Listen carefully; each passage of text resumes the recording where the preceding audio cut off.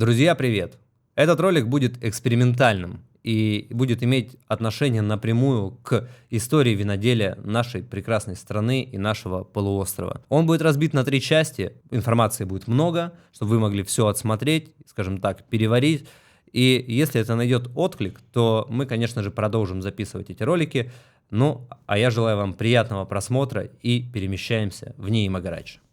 Анна Ивановна, добрый день. Когда я открывал школу вина, когда мы ее запускали, и я искал интересных людей, кто бы мог, скажем так, исторические данные какие-то предоставлять в полном объеме информации, мне не раз прозвучало ваше имя на самом-то деле. И я не мог удержаться, то есть найти повода, момента приехать сюда, к вам, чтобы позадавать, скажем так, глупые, возможно, где-то будут вопросы, где-то наивные, про историю вообще российского виноделия, крымского виноделия в частности, на тему как раз с чего все начиналось, то есть каким оно было, потому что, вот, например, когда я получал образование в 2017 году, нам про Россию толком ничего не рассказывали, то есть очень вскользь, и был упомянут Магарач, то есть очень так вот поверхностно, и был упомянут Лев Сергеевич Голицын. А большую часть информации, когда я начал изучать и погружаться, оказывается, было ее намного больше. Поэтому сегодня я буду задавать Намного раньше. И намного раньше, да, все правильно. Поэтому я сегодня буду задавать вам глупые вопросы про виноделие, а вы будете отвечать, как вы это... Умные ответы, да? Да. Ну, вы начали с личной истории, я тоже поделюсь личным опытом. Я пришла сюда, в Магарач, в 91 году на должность редактора научных изданий. Мы издаем научные труды и журнал научный же «Виноградарство и виноделие». Ну и тогда, собственно, и вспыхнул такой интерес, и причем этот интерес не от меня, а как-то от публики шел. Было много звонков, меня звали там к телефону, в приемную, так просто обращались люди, и всех интересовала история виноделия. Я не всегда могла найти ответ. Ну и при этом как-то нужно было держать форму, поэтому приходилось в библиотеку, у нас роскошная библиотека, обращаться. И понемногу эта тема меня настолько увлекла, что, в общем-то, я стала широко известна в узких кругах.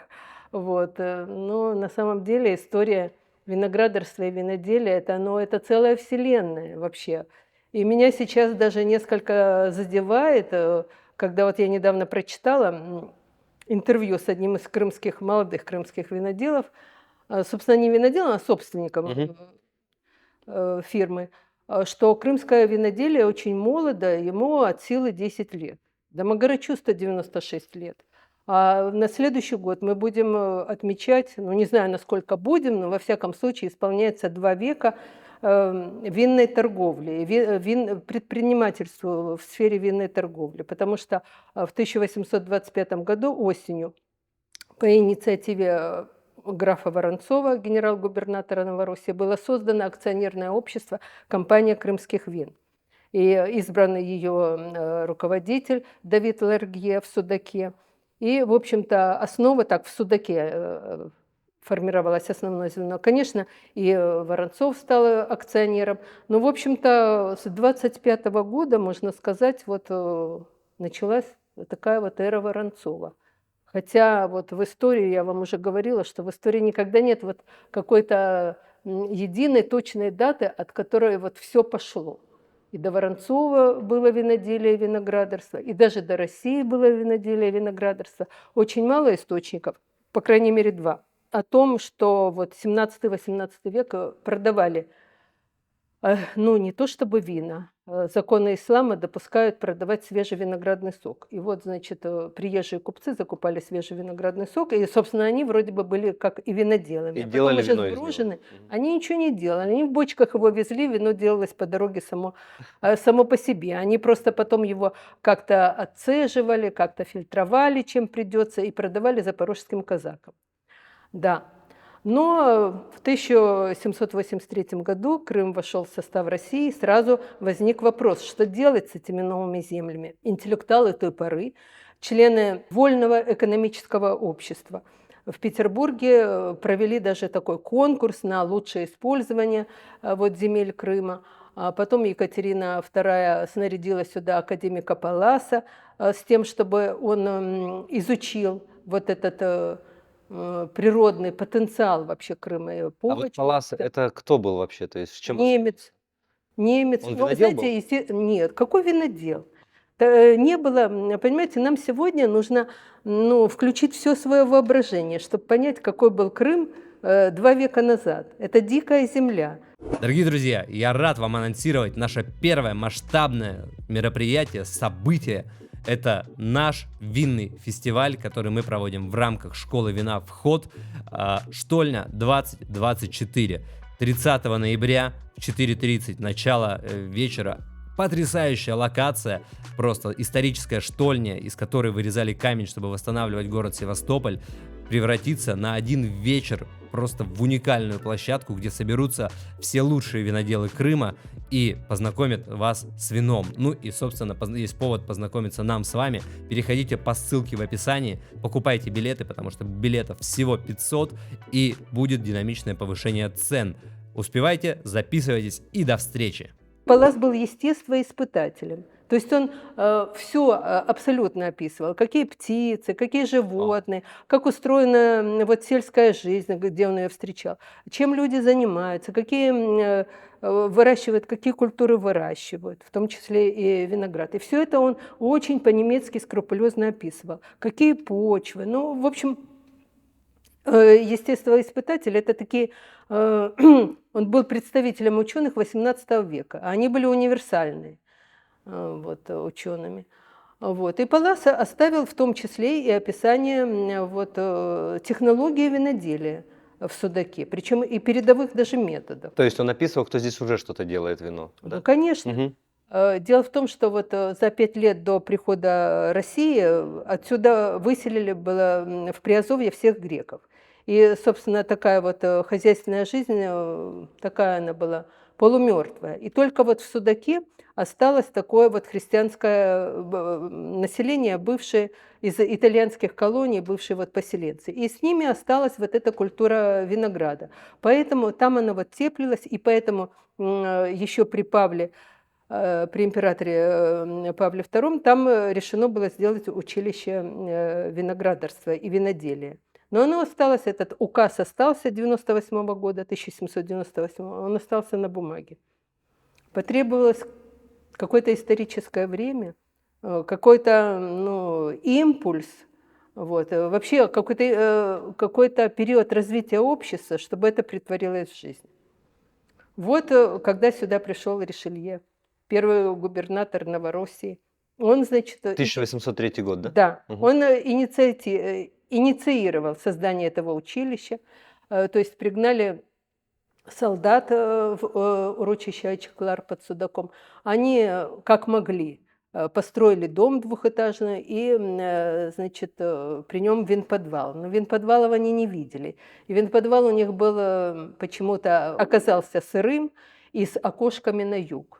Ну, окошки, Это понимаете, солнце, какая да. температура. Да, ну вот так вот построили. И при этом было такое вот военное поселение. Раздали много, от государства они получили много земель для собственного пропитания, там для пашин, для скота, для содержания скота. Но дорог не было.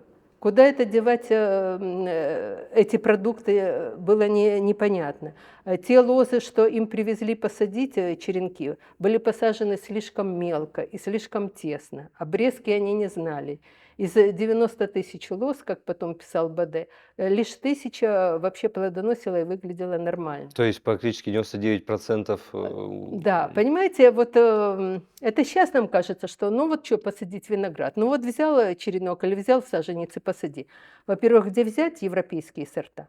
Ведь Паллас вот он в своем путешествии он описал 49 сортов винограда, которые… Крыма. Да, которые он увидел вот в татарских селениях. Какие эти были сорта? В переводе с крымско-татарского на русский. Козьи титьки, чичкеми месси, смеющаяся кожа. Есть же российский сорт винограда еще, по-моему, Пухляковский, который также называют козьи титьки. Ой, сейчас вот этим дамским пальчиком какие сорта только не называют. И что имел в виду Паллас, нам тоже уже не узнать. Вот он написал, скажем, 3 варианта сорта Кокур. Мгм. Какой из них сейчас наиболее соответствует тому, что видел Паллас, нам же уже не установить. Вот до недавнего времени считалось, что Кокур — это один сорт. Теперь вот я смотрю, вот в наших публикациях наших ученых уже рассматривают 2 3. сорта. 2. Да, но мне встречались 2. Мало ли, может быть, у их и 3 разновидности каких-то есть. Ну, это надо анализы делать, да? Да, Мгм. так вот, что с одной стороны было развитое виноделие в Германии, во Франции, где все вот эти вот, где все сорта, все традиции, все технологии переходили от отца к сыну, потом к внуку. Был опыт нескольких веков в монастырях. Церковные вина делали для религиозных обрядов. А здесь с этими вот, понимаете, козьими титьками, что с ними делать, какое вино годится или нет. Тем более, что татары вина не делали, и поэтому вот не было отбора, не было селекции, какой сорт лучше.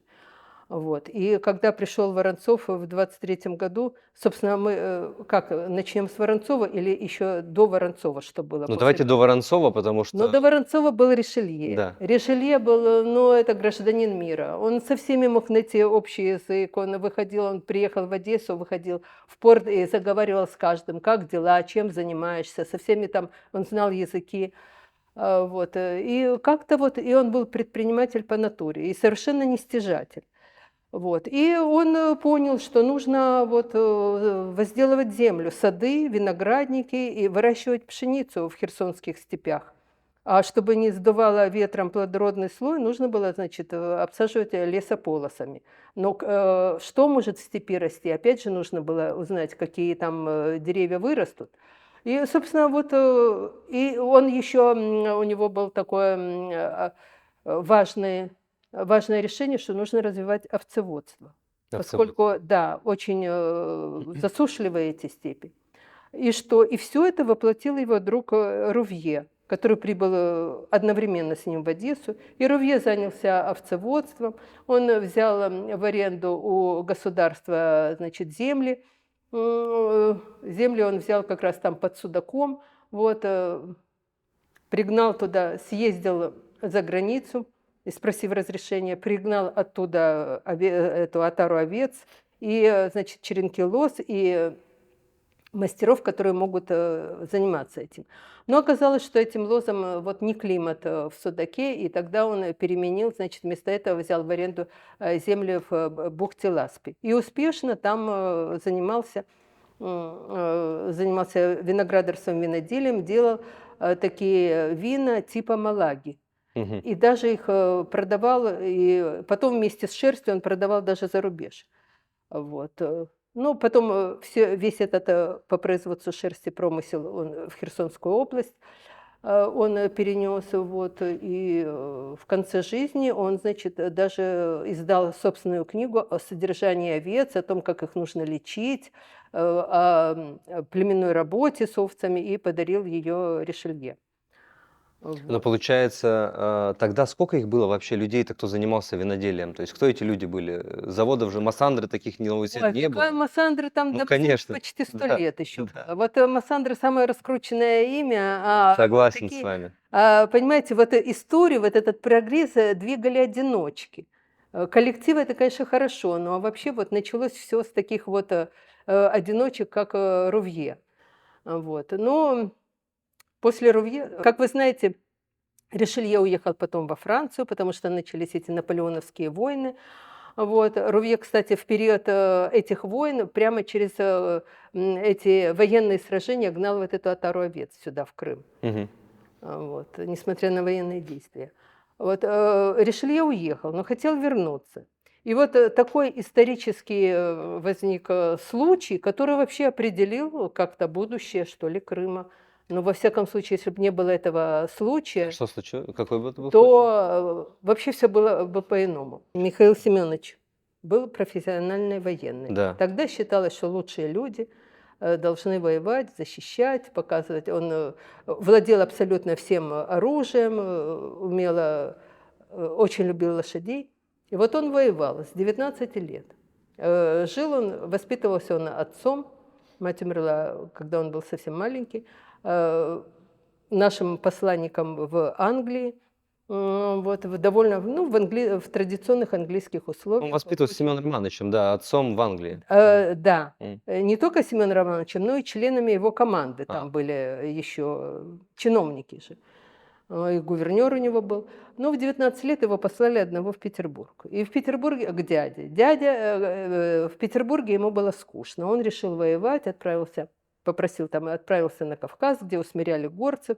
Ну, в общем, началась его военная карьера. Никогда у него было 80 тысяч крепостных, никогда он ни одного дня не был в своих имениях и не знал, что там и как выращивается. Понимаете, он далек от этого был. Но войны закончились, в конце концов. И вот его оставили, боялись, что вернется Наполеон к власти, оставили и русский оккупационный корпус, он его возглавил, и союзников были корпуса. И вот русскому оккупационному корпусу выдавали как-то меньше денег, чем остальным. А солдатам нужно было на ваксу, на то, на сё, на квас. И он обратился как раз к Ришелье, который возглавлял правительство, о том, чтобы как-то вот этот вопрос Увеличить. урегулировать. Да, и потом, и он, видимо, очень как-то сошелся во взглядах на будущее с Ришелье, потому что такие стал издавать приказы, чтобы, значит, верховые солдаты не портили полей, не разъезжали по полям, не ловили рыбу, потому что тогда местным меньше достанется. Ну, в общем, такое, что мог знать только вот местный житель. Вот видно, что это ему подсказывал Ришелье. И вот в декабре 2020 года вдруг Ришелье был инициатором создания Никитского сада. И даже первую 1000 рублей на закупку растений не выделил, а из собственных своих средств послал. Поскольку государственная машина, она раскручивается медленно. Указ был в 2011 году, но даже в 2012 еще не выделили из казны средств. Ну и Ришелье послал 1000 рублей собственных денег, и осенью Стевен сделал посадки. Ришелье опекал Стевена. И когда Стевен, это был такой, ну, европейский ученый и единственный специалист по Кавказу, потому что на Кавказе была гнилая лихорадка, плюс вот эти племена, которые воевали, не любили приезжих. А Стевен, вот как-то его и лихорадка не брала, и он языки мгновенно изучал природу, почвы, растительность, ну, в общем, все. Он был такой ведущий специалист по Кавказу и публиковался в европейских изданиях. И ему очень хотелось, конечно, общаться с европейскими учеными. Тогда был взрыв, вот после войны, после наполеоновских войн был такой взрыв науки, вообще такой был очень... Какая-то была, ну, жажда такого всех, от представителей всех стран-участников было какое-то такое, ну, стремление к мирному созиданию. Бывшие вот эти вот военные противники, они как-то подружились между собой. И они стали членами там Академии наук. Один, например, генерал Андреоси, он опубликовал свои записки по Египту, потому что он в рамках этих войн там прошел это. И стал известен благодаря этому. И мода пошла на все египетское в Париже. А я напоминаю вам, если вы хотите разбираться в вине, вам интересна эта культура, вам интересен сам напиток, скажем так, и вы хотите погрузиться глубже в тонкости дегустации или же в основы производства, как выбирать вино, то у нас действуют 2 класса на сегодняшний день. Один находится в Севастополе, один находится в Москве на винзаводе. Переходите по ссылке в описании. Смотрите, какие курсы у нас будут ближайшие. Напоминаю, что ближайший у нас будет в Москве выступать Роман Сосновский 5, 6 и 7 ноября. Лучший сомелье России расскажет вам про стили вина, и места еще, по-моему, есть. Ну, а если вы из Севастополя или же вы интересуетесь российским виноделием, то мы, наконец, готовы представить наш авторский курс по российскому виноделию. Самый полный, самый актуальный, самый новый, самый правильный, как мы это считаем и как мы это видим.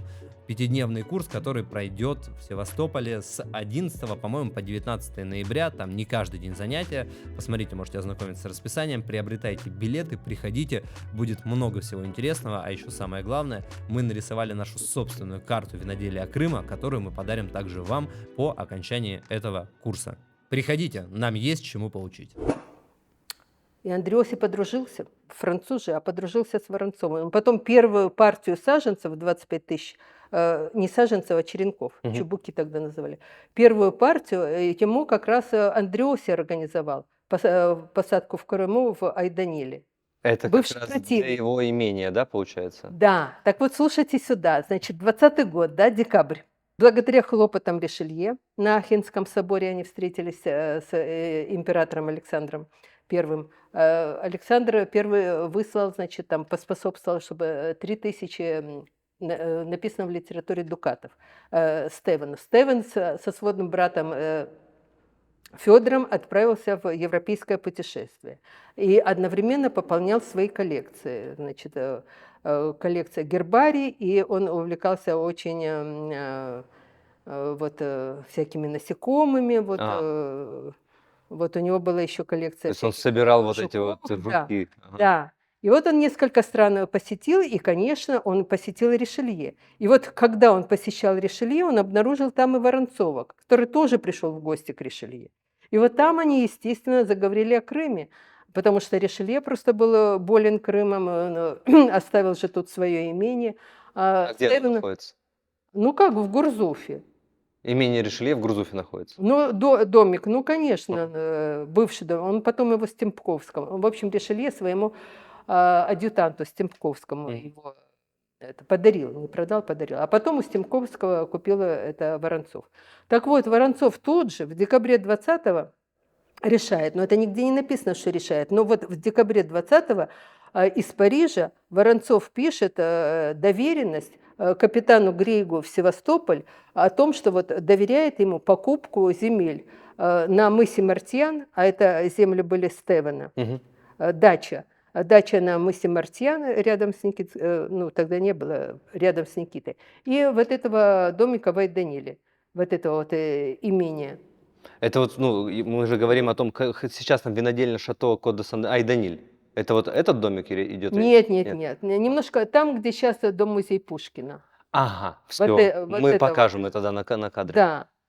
Вот. И это самое, он отправляет эту доверенность, видимо. То есть он вначале он рискует собственными деньгами. Он еще не думает, но он думает, чем бы заняться. Война закончилась, чем-то заняться надо, а он ничего не знает, кроме военной службы. И вот эти вот разговоры с Ришелье, видимо, ему много дали. Воронцов умел учиться на чужом опыте, понимаете, не Это очень делать ценно. собственных ошибок, да. И вот ему о своем опыте рассказал Ришелье и об овцеводстве, и о том, что нужно развивать херсонские степи, вот, и о том, что нужно переселять сюда вот переселенцев, но не таких, каких вот при Потемкине, что переселяли государственных крестьян, давали им эти чубуки, они их ломали, потому что с этими палочками делать им было неизвестно. И был указ 801 и 803 года, что бить плетьми тех, кто ломает саженцы и чубуки. То есть людей просто привезли и под открытым небом поселили. Не поселили, а просто оставили. Вот. То есть просто без Да, дома, да. без всего? А Ришелье уже подходил к этому делу так, что развивать виноградарство, значит, нужно из Швейцарии. Вот колония Шаба так возникла. Мгм. Была команда швейцарских А почему из переселенцев. Швейцарии? Ну, потому что там выращивают виноград. Ну как, не было ж выбора, кто согласился. А, Все из таких стран, да. из южных стран, понимаете? Мгм. Но кто из Франции бы переселился сюда, Я вообще, понял, в да, Россию? да. Такие уже самые бедняки переселялись. Вот этот вот глава вот этого вот поселения Шаба, у него на чердаке больше 100 лет хранилась вот эта вот телега с деревянными колесами, на которой он пересек всю Европу с многочисленным семейством вот, Обалдеть. в назидание потомкам, как вот начиналось это все. Вот. И Воронцов, значит, это все, как говорится, намотал на ус, что нужно развивать. И какие-то мысли у него были, конечно, уже появились. Вот. Но ему нужна была команда. Кого он знал? Только военных. И только военных, которые прошли с ним 12-й год, потом битву народов под Лейпцигом 13-й год.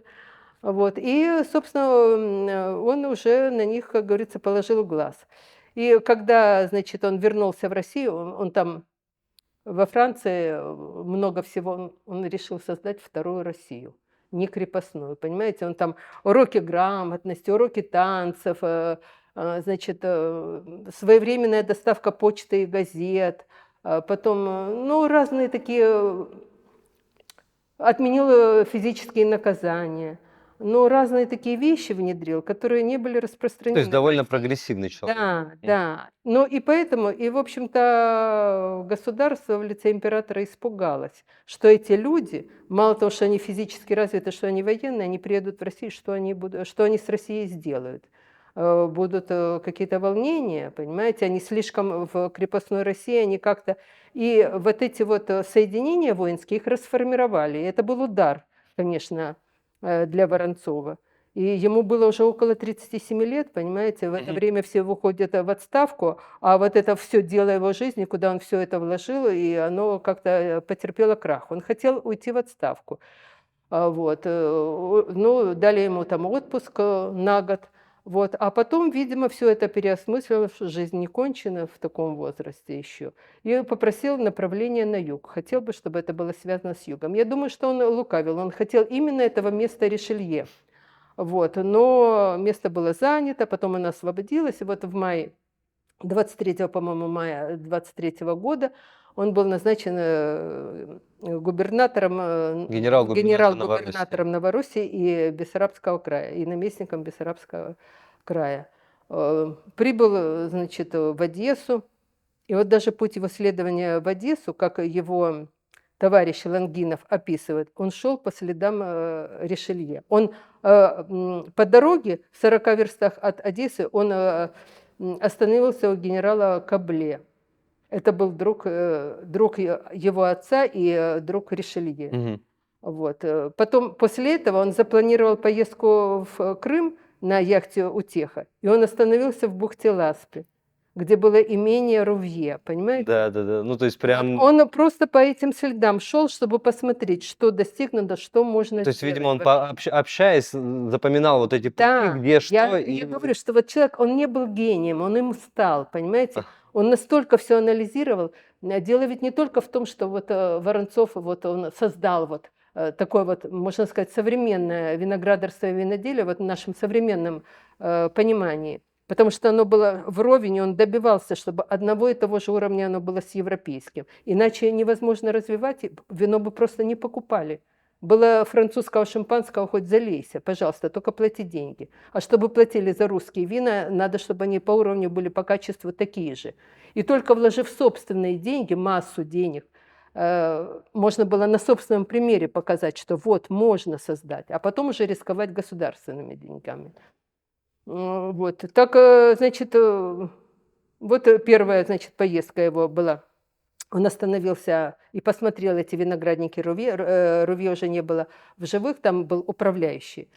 Вот, и потом вот это вот, на яхте было 30 человек, все они отправились потом в Гурзуф, а вместе с командой доверенных, с адъютантами, вот, с сопровождающим там еще лицом, они отправились верхом, чтобы посмотреть вот все абсолютно, все побережье. И О. остановились в Алупке. Я думаю тоже, почему в Алупке? Я думаю, что он был начитанным человеком вообще. У него было 4 библиотеки. А в 15 году был один путешественник, вот, ну, там, дядя с племянником в Алупке. И они написали, потом опубликовали свои записки, что вот было бы хорошо, если бы нашелся вельможа, это богач со вкусом, который купил бы сии сады и усовершенствовал бы их искусством. Как он, кстати, и сделал. Да. Воронцовский он, дворец понимаете, же он в никогда Алупке. не был в Алупке, но он поехал и остановился в Алупке. И первые земли, это впервые, когда крымские татары продали земли русскому. И купил там несколько участков. Ну как, просто договорился. Это называлось песеты. У него было 700 таких потом обнаружилось. То есть это на словах. От большого камня влево до, значит, до виноградника, там, Усеина, потом 40 шагов туда-то. В общем, это описательное такое вот было. Там не было же Ну, то есть никакой кадастровых картографии. паспортов.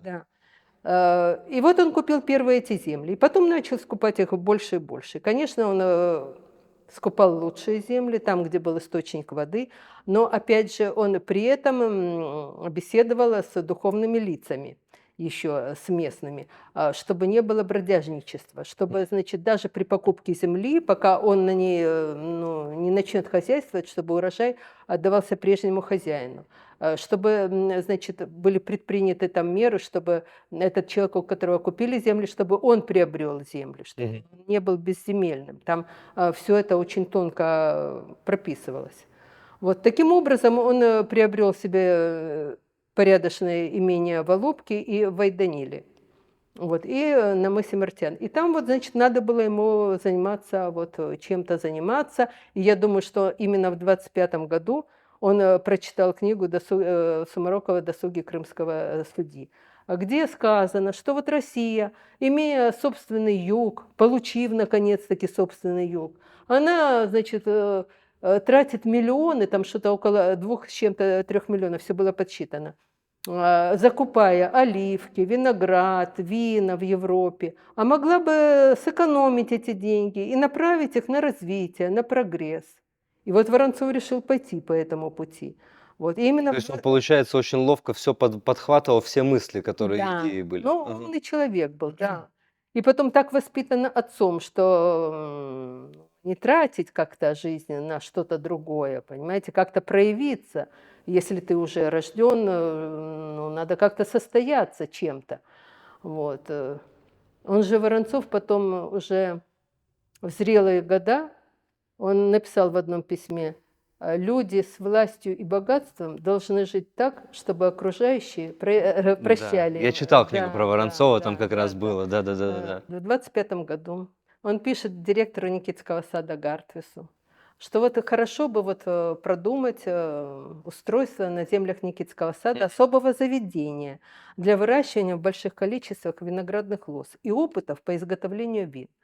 Гартвис 24 апреля пишет ему план этого заведения, который предусматривал бы развитие этого заведения в 3 направлениях. Это коммерческий виноградник, это научное направление, то есть определение того, какие европейские сорта наиболее Перспективно. перспективные вот в условиях Крыма.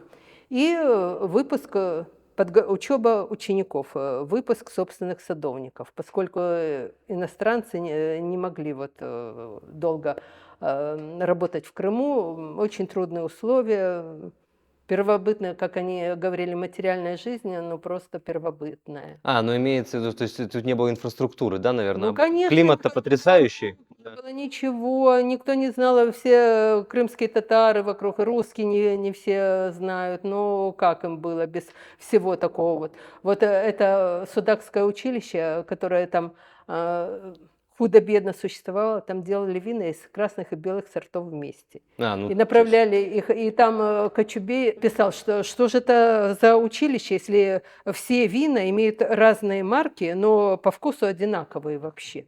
И я читала вот эти вот списки сделанных вин, там масса действительно, вообще то, что созрело, то, что не созрело, все вместе вот сделали и все. то есть абсолютно ноль системного.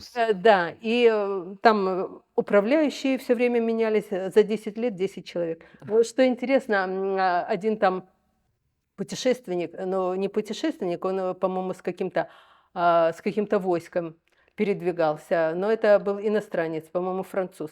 И он был дико удивлен, когда, значит, они просто вот, делая такой пеший переход, вот обнаружили этот домик управляющего виноградником, зашли туда, и жена этого управляющего спросила его, ну, он говорил по-французски, спросила, а что сейчас в этом году носят в Париже?